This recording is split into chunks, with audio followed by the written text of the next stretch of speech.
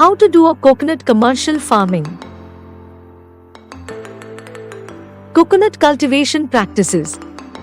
The coconut palm is referred to as Kalpavriksha, the tree of heaven, as each and every part of the palm is useful to mankind in one way or other.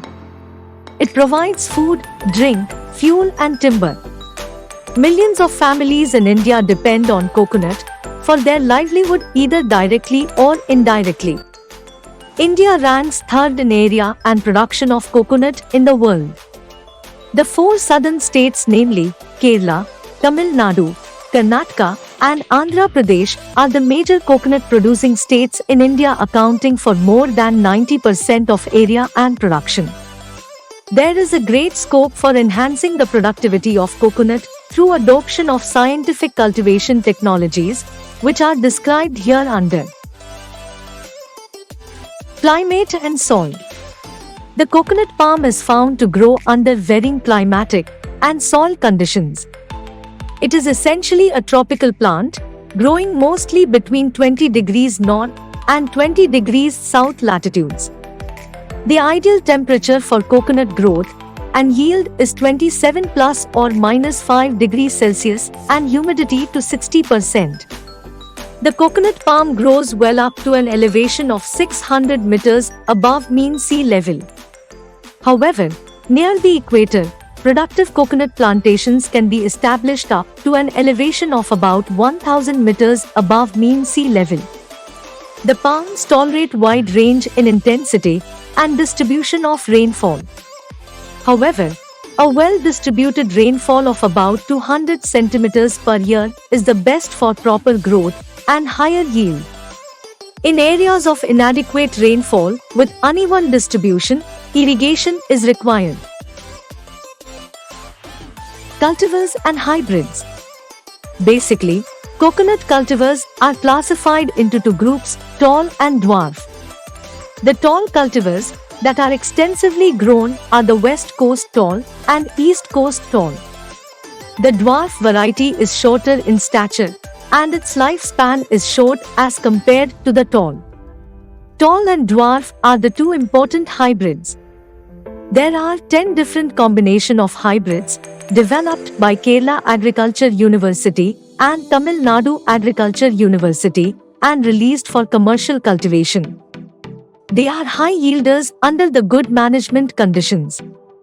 Laccadive Ordinary, Andaman Ordinary, Philippines, Java, Cochin China, Kappadam etc. are the other tall cultivars under cultivation. Tall cultivars, dwarf cultivars, hybrids. Planting material.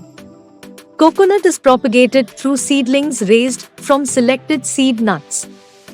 Generally 9 to 12-month-old seedlings are used for planting. Select seedlings which have 6 to 8 leaves and 10 to 12 centimeters collar girth when they are 9 to 12-month-old. Early splitting of leaves is another criteria in the selection of coconut seedling. Site selection. Shallow soils with underlying hard rock, low-lying areas subject to water stagnation and clay soils are to be avoided. Proper supply of moisture either through well-distributed rainfall or through irrigation should be ensured before planting. Preparation of land and planting. On slopes and in areas of undulating terrain, prepare the land by contour terracing or bunding. In low-lying areas, mounds are to be formed at planting site to a height of at least 1 meter above water level. In reclaimed kyle areas, seedlings are planted on field bunds. In loamy soils with low water table, a pit size of 1 meter times 1 meter times 1 meter is recommended. In laterite soils with underlying rocks, take larger pits of size 1.2 meter times 1.2 meter times 1.2 meters. In sandy soils, the size need not exceed to 0.75 meter times 0.75 meter times 0.75 meters. Spacing and systems of planting. Spacing depends upon the planting system, soil type, etc. In general, the following spacing are recommended under different planting system in sandy and laterite soils. Planting system and spacing. Triangular 7.6 meters. Square 7.6 times 7.6 meters, 8 times 8 meters, 9 times 9 meters. Single 6.5 meter in rows to 9 meter between rows. Double hedge 6.5 to 6.5 meter in rows to 9 meter between pairs of rows. Time of planting. Seedlings can be transplanted in the beginning of the south-west monsoon. If irrigation facilities are available, it is advisable to take up planting at least a month before the onset of the monsoon so that the seedlings get well established before heavy rains. Planting can also be taken up before the onset of the northeast monsoon. In low-lying areas subject to inundation during monsoon period, transplanting may be done after the cessation of the monsoon. Planting. Before planting, the pits are filled up with topsoil and powdered cow dung or compost up to a depth of 50 to 60 cm. Then take a small pit inside this so as to accommodate the nut attached to the seedling. Plant the seedling inside this pit and fill up with soil. Press the soil well so as to avoid water stagnation. If there is chance for white ant attack, apply Cevidil 8G, 5 grams, inside the small pit before planting. In laterite areas, apply 2 kilograms of common salt per pit for improving the physical condition of the soil. Burying 25 to 30 coconut husks per pit in layers will be useful for moisture conservation. Care of young palms. The transplanted seedlings should be shaded and irrigated adequately during the summer months. Also provide staking so that vines may not uproot the young seedlings.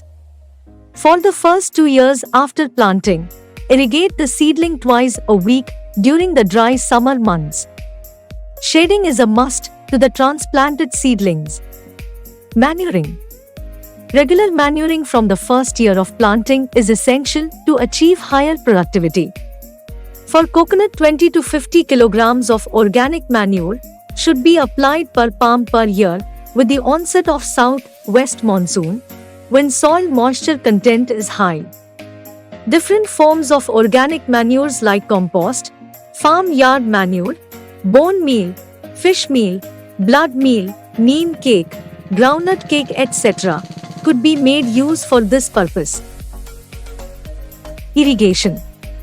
Soil moisture very often limits coconut production in those areas where long spell of dry weather prevail or where the rainfall is scanty and ill-distributed. So irrigate the palms during summer months in basins around the palm. The irrigation requirement varies according to the soil type and climatic condition. Generally, an adult palm requires 600 to 800 liters of water once in 4 to 7 days. Irrigate in basins of 1.8 meter radius and 10 to 20 centimeter depth. In coastal sandy soils, seawater can be used for irrigating adult palms. Do not irrigate seedlings and very young palms up to 2 years with seawater. In irrigated gardens, interruption of irrigation would lead to serious setback in yield and general condition of palms. Hence, when once started, irrigation should be continued regularly and systematically. Drip irrigation is the best suited method of irrigation for coconut. It saves water, labor and energy. Intercultivation. Only minimum tillage is required for coconut. Intercultural operations are mainly intended to control weeds and to provide aeration to the soil. If these objectives are met, any tillage system, plowing or digging, making mounds, is as good as another and can be followed depending upon the local conditions. Husk burial. Burying fresh or dried coconut husks around the palm is a very beneficial practice, particularly for moisture retention, especially in drought-prone areas. The husk can be buried either in linear trenches taken 3 meters away from the trunk between rows of palms, or in circular trenches taken around the palm at a distance of 2 meters from the trunk. The trenches may be dug at 0.5 meters wide and at the same depth. The husks are to be placed in layers with concave surface facing upwards and covered with soil. The beneficial effects of husk burial will last for about 5 to 7 years. Plant protection. Pests.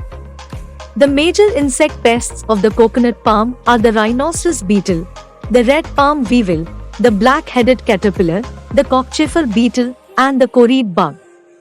Adopt suitable remedial measures as and when required. Diseases. Bud rot, leaf rot, stem bleeding, root disease, and Tanjavur wilt. Coconuts are susceptible to the phytoplasma disease, lethal yellowing. One recently selected cultivar, the Maypan, has been bred for resistance to this disease. Yellowing diseases affect plantations in Africa, India, Mexico, the Caribbean, and the Pacific region.